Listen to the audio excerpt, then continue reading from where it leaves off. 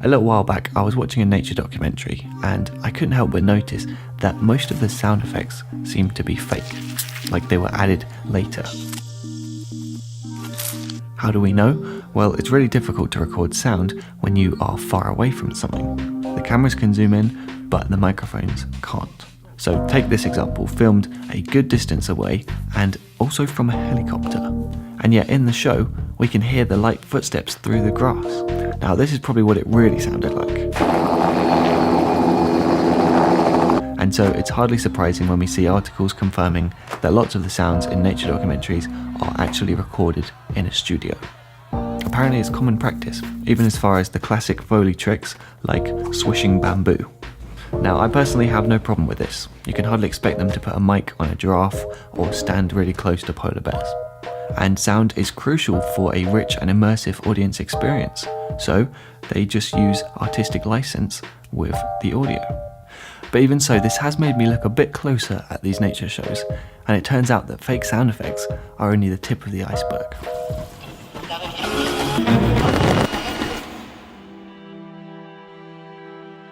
Let's look at this from the perspective of a filmmaker. Imagine that we've been tasked with filming a kangaroo fight. We're out there for a few weeks, so we're going to spend plenty of time waiting for that golden moment. In the meantime, we might record this shot of a joey going into its mother's pouch, most likely because it wanted some milk. And then since we're waiting, might as well get some close-ups, very nice. And when the fight finally breaks out, we film that too. Now watch what happens in editing. This is how it looked in the final show. We see one fighter, we're told he's the alpha, and that this guy is challenging him. That's when the editor shows us the close-ups, and now they have a deeper meaning. It's almost like the two roos are weighing each other up in a classic Western stare-down.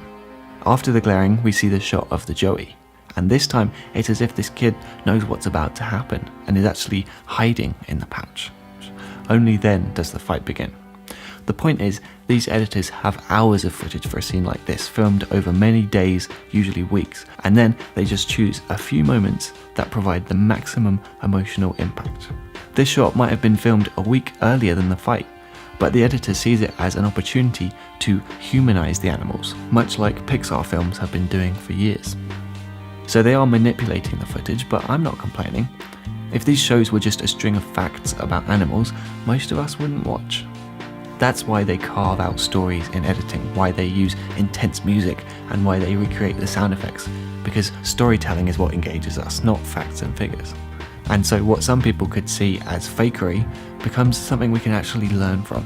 For example, one of the classic challenges in filmmaking is getting the audience to care about the characters.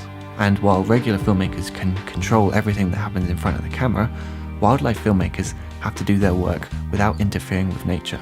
So how do they get us to empathise with these characters that can't even speak?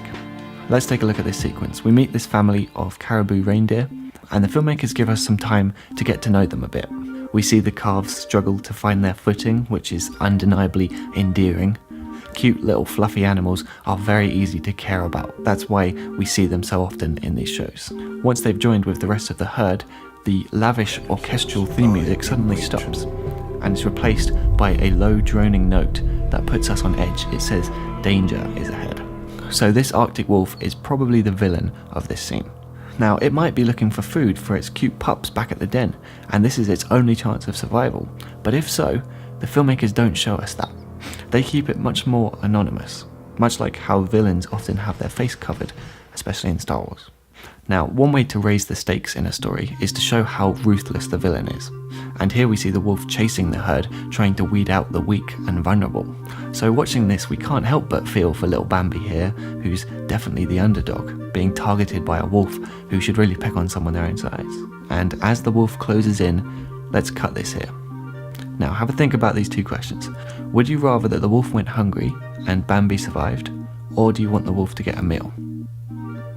And secondly, would you be annoyed if I didn't show the ending of this scene? Because to me that second question is a good litmus test for storytelling. If the audience isn't eager to find out how it ends, then it probably wasn't a story, certainly not a good one. So while it is kind of disappointing to find out that nature docs have been manipulated in a few ways, we have to ask whether we really want 100% reality. Because wouldn't that just be a 24-hour live stream of nature, uncut, no music, just what's really happening? I couldn't watch that for very long. Of course, on the other extreme is the nature documentaries that have really misled the audience, like using computer-generated images without telling anyone, interfering with animal hunts to get better footage, or villainizing sharks as human killers. And so really, I think these BBC shows are pretty well balanced between accuracy and entertainment. There's enough enhancements in storytelling that we can enjoy the show, while still appreciating the complexity of nature. Oh, and by the way, in the wolf chase scene, Bambi managed to escape. My name's Simon Cade, this has been DSLR Guide, and I'll see you next week.